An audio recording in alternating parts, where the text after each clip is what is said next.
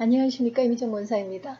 네, 우리가 지난 시간에 사무엘상을 읽다가 갑자기 시편 개론을 왜 하게 되는지는 설명을 드렸고요.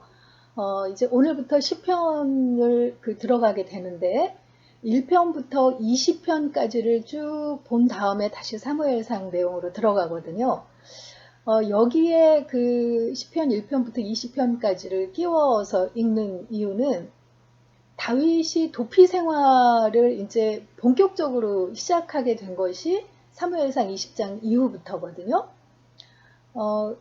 그런데 다윗이 썼던 대부분의 그 시들이 그가 광야에서 때로는 적진에서까지 사울을 피해 도피 생활을 하면서 철저하게 하나님을 의지하고 하나님과 소통하면서 그때 지어진 시편들이 많은 거예요. 그래서 정확하게 지난 시간에 말씀드린 것처럼 어느 시점에 쓰여져 있는 것이 부제로 밝혀진 경우에는 그 내용을 읽다가 끼워 읽지만 그렇지 않은 경우에는 그냥 순서적으로 읽게 되는데 우선 1편부터 20편까지 먼저 읽게 됩니다. 그래서 오늘은 시편을 제가 이제 하루에 2편씩 보려고 해요. 그래서 시편 1편과 2편을 오늘 보게 되는데 시편 1편, 2편은 시편 전체의 서론이라고도 할 수 있는 그런 장입니다. 사람들에게 제일 좋아하는 시편이 뭐냐고 물으면 대부분 시편 1편이나 시편 23편을 대답하는 경우가 많다고 해요.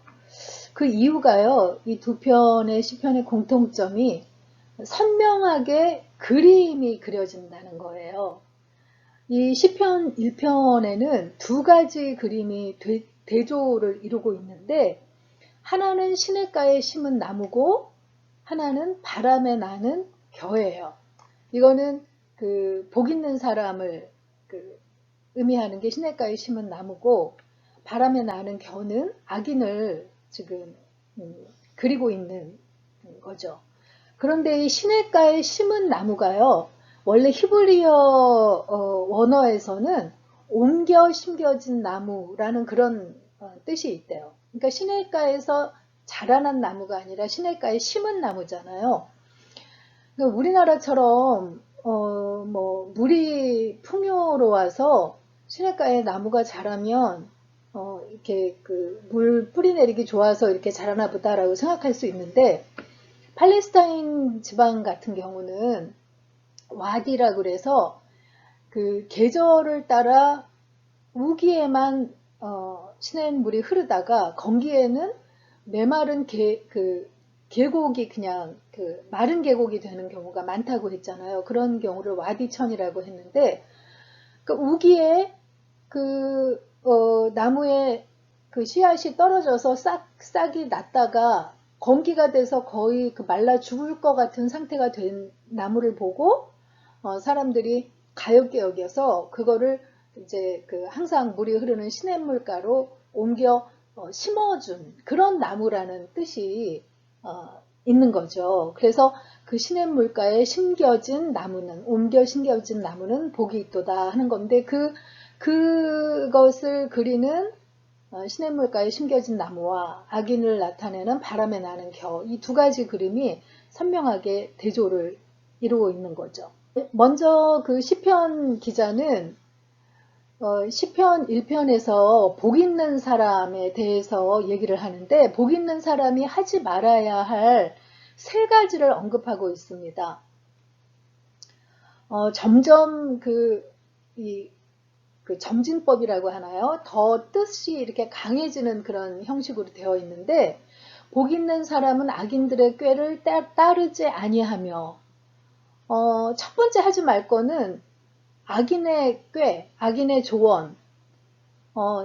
악인들은 세상에서 어떻게 하면 성공하고 편하게 살 수 있는지 등을 알려주는 거죠. 악인들의 꾀는요. 그래서 들어보면 지혜롭고 정말 그런 것 같지만 사실은 그것이 거짓인 경우가 많다는 거죠. 아담과 하와를 무너뜨린 사단도 처음에는 그렇게 꾀로 조언했지만 결국은 계명을 어기게 함으로써 그 사람들을 그 사망에 이르게 하는 그런 결과를 가져왔잖아요. 그래서 그 악인들의 꾀를 따르지 아니하고 그 다음에 죄인들의 자리에 죄인들의 길에 서지 아니하며, 길이라는 거는 사람들이 계속 반복해서 다니는 습관, 행동 이런 거를 말한다고 해요. 그러니까 한두 사람이 지나서는 길이 만들어지지 않잖아요. 여러 사람이 여러 번 반복해서 지날 때 길이 만들어지기 때문에 그런 그 반복된 삶의 패턴, 그런 죄인의 길에 서지 아니한다는 거예요. 그래서 꾀를 따르는 것뿐만이 아니라 그런 것을 반복해서 저지르지 아니한다라는 이야기를 하고 있고, 그 다음에 오만한 자들의 자리에 앉지 아니한다. 이 세 번째 동사는 앉지 아니한다라는 건데, 자리에 앉는다는 거는 그냥 고착 상태죠. 더 이상 고치거나 수정할 수 없는 그런 몸에 배인 걸 말하는 거예요. 그러니까 처음에는 꾀를 따르지 말고 그 다음에는 습관적으로 그런 행위를 반복해서 하지 말고 나중에는 그 자리에 주저앉아서 고칠 수도 없는 그런 상태가 되면 안 된다. 그런 복 있는 사람은 그렇게 하지 않는다라고 이야기를 하는 거죠. 그렇다면 하지 않을 것은 이 세 가지인데 무엇을 해야 하는가? 두 가지를 이야기하고 있어요. 복 있는 사람이 해야 할 두 가지. 그거는 여호와의 율법을 즐거워하고 그 율법을 주야로 묵상하는 거라고 두 가지를 이야기하고 있어요. 먼저는 여호와의 율법을 즐거워하고 기뻐한다는 거예요. 하나님의 말씀이 그냥 숙제처럼 해야 되니까 어거지로 해야 되는 거면 그게 얼마나 부담스럽고 힘들겠어요. 근데 하나님을 사랑하다 보면 하나님께서 주신 말씀이 기쁘고 즐거워지고 꿀처럼 달게 느껴지는 그런 사람이 의인이라는 거 지금 얘기하고 있는 거죠. 복이 있는 사람이라고 얘기하고 있는 거예요. 그래서 그 율법을 주야로 묵상하는도다 라고 이야기하고 있는데, 흔히 우리가 묵상이라고 그러면 조용히 눈 감고 생각하는 그거를 이게 침묵할 때 묵자고 그 생각할 상이니까 그렇게 생각하는 경우가 많은 것 같아요. 근데 히브리어 원어로는 하가라는 게 묵상하다라는 그 동사거든요. 근데 그러니까 명사죠. 명사가 그 하가라는 건데 그거에 묵상하다 동사형은 하가다라는 그 원어라고 해요. 근데 그 하가다라는 뜻이 원래 무슨 뜻이냐면 중얼중얼하다라는 중얼거리다라는 그런 뜻이래요. 그러니까 여러 번 반복해서 중얼거리는 거를 하가다라고 한다는 거죠.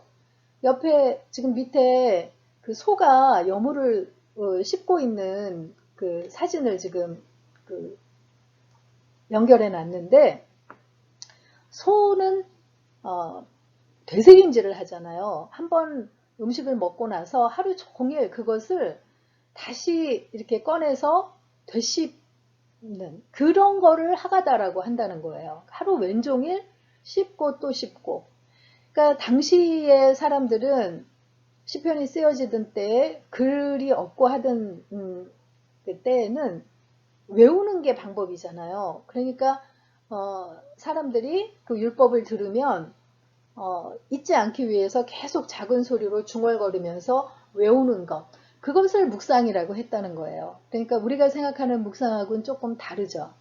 그러니까 오늘의 말씀을 묵상하자 그러면 그 시간만 잠시 그 말씀을 가지고 생각하고 끝, 묵상 끝이 아니라 그 말씀을 하루 내에 잠깐이라도 떠올리면서 그날 주신 말씀을 생각하고 또 때로는 그걸 암송하기도 하고 하는 그것이 묵상이라는 거죠. 그래서 복 있는 사람은 하나님의 말씀을 마음에 담고 있으면서 계속 되뇌이다 보면 그 말씀을 따라 살을 수밖에 없잖아요. 그래서 그 말씀에 대한 열매를 맺고 사는 사람, 그런 사람이 복 있는 사람이라고 말씀하고 있습니다.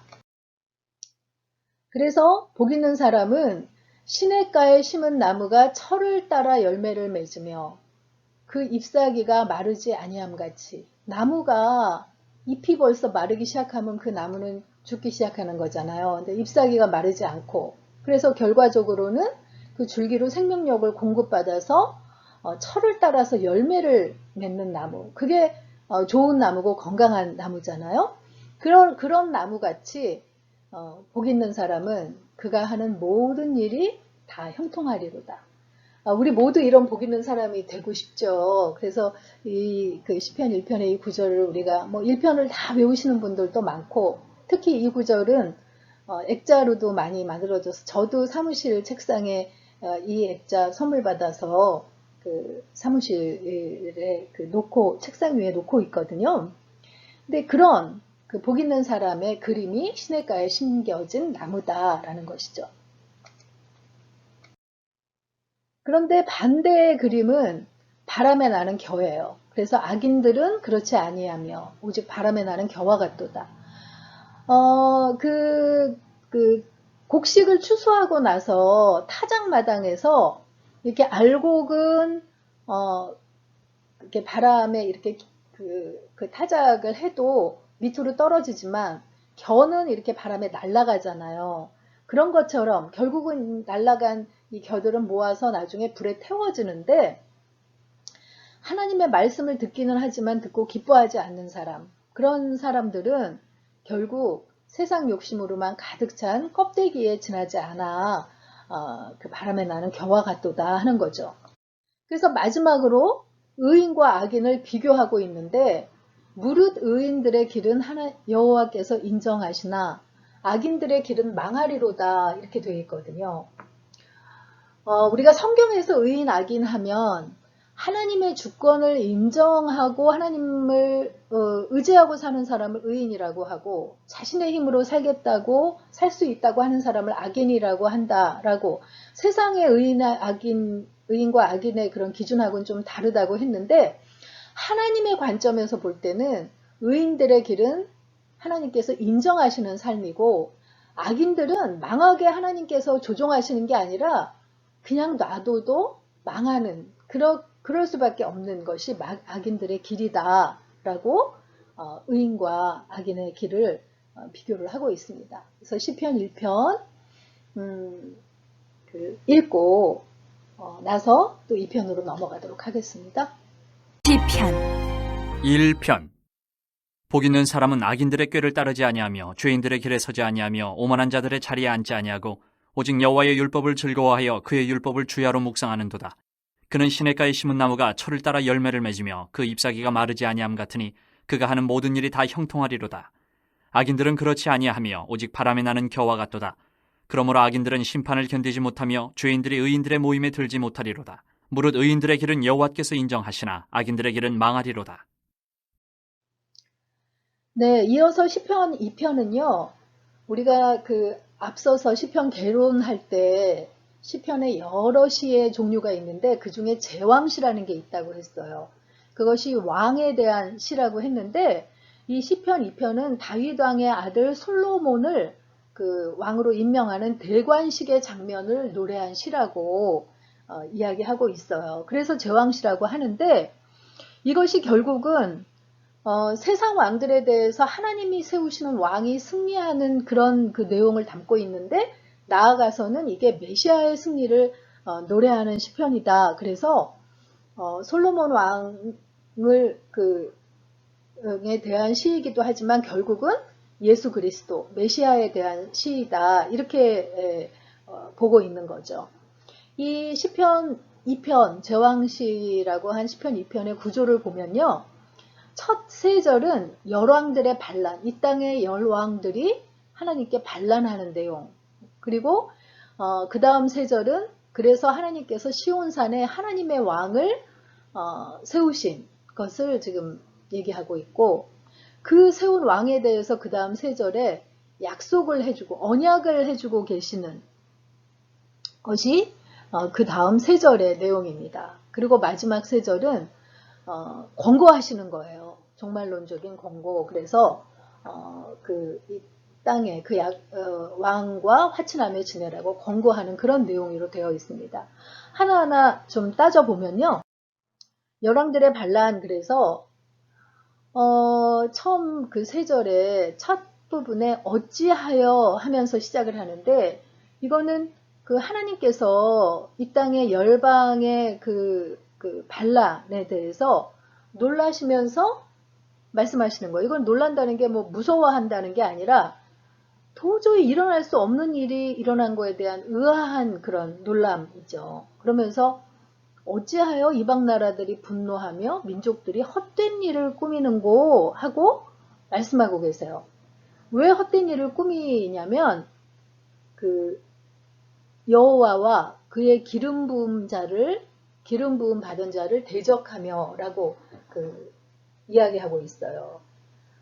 그러면서 우리가 그들의 맨 것을 끊고 그의 결박을 벗어버리자 하는도다 하면서 마치 우리가 그 솔로몬 왕이 그 왕으로 즉위하기 전에 아도나이, 그의 형인 아도나이를 그 중심으로 해서 그가 왕이 되려고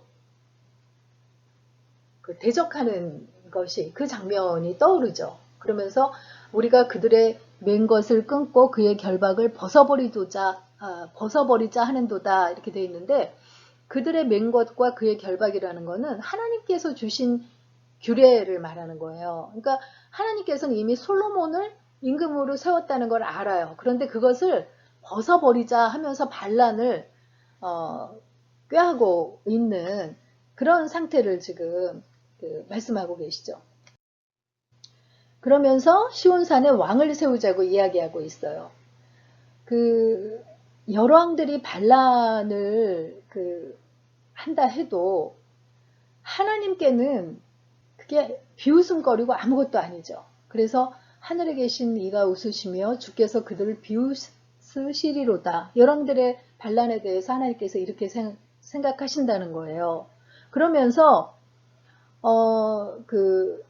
그때 분을 바라며 진노하사 그들을 놀라게 하여 이르시기를 내가 나의 왕을 내 거룩한 산 시온에 세웠다 하시리로다.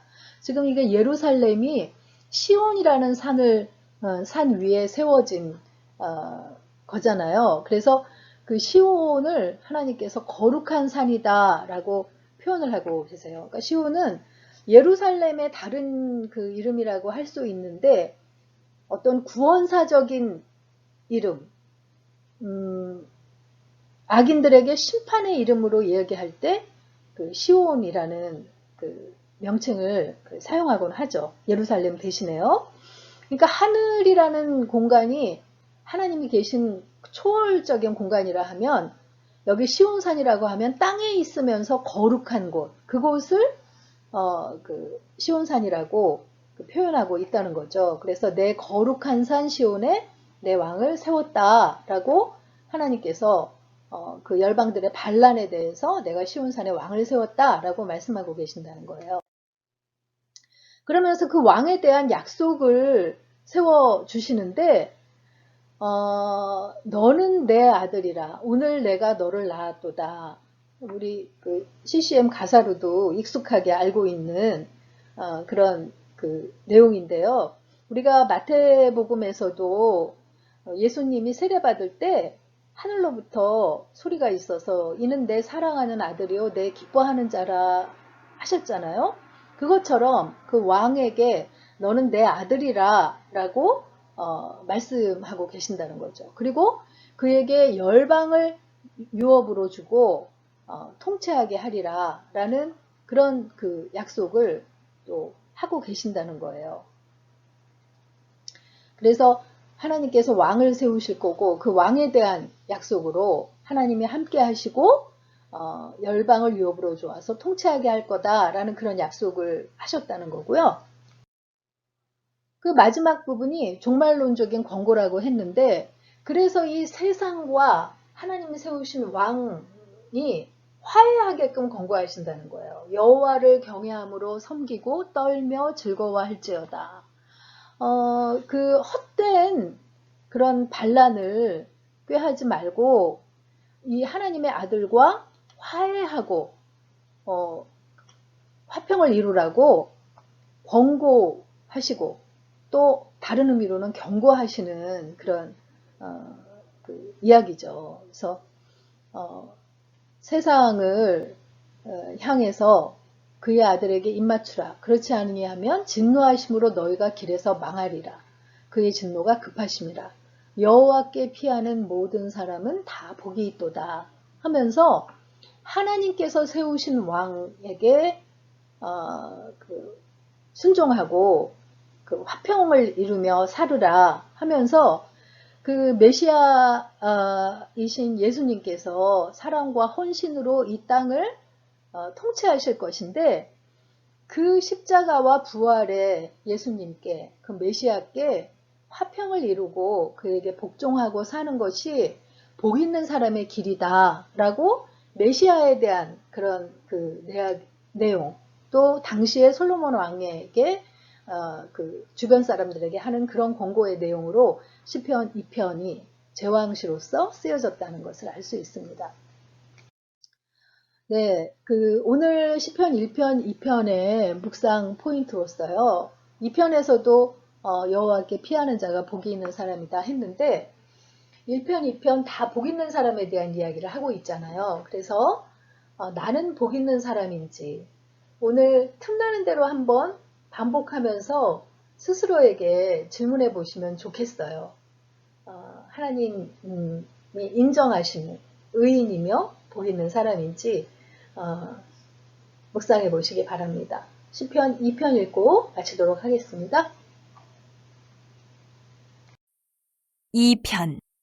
어찌하여 이방 나라들이 분노하며 민족들이 헛된 일을 꾸미는가? 세상의 군왕들이 나서며 관원들이 서로 꾀하여 여호와와 그의 기름 부음 받은 자를 대적하며 우리가 그들의 맨 것을 끊고 그의 결박을 벗어버리자 하는도다. 하늘에 계신 이가 웃으시며 주께서 그들을 비웃으시리로다. 그때의 분을 바라며 진노하사 그들을 놀라게 하여 이르시기를 내가 나의 왕을 내 거룩한 산 시온에 세웠다 하시리로다.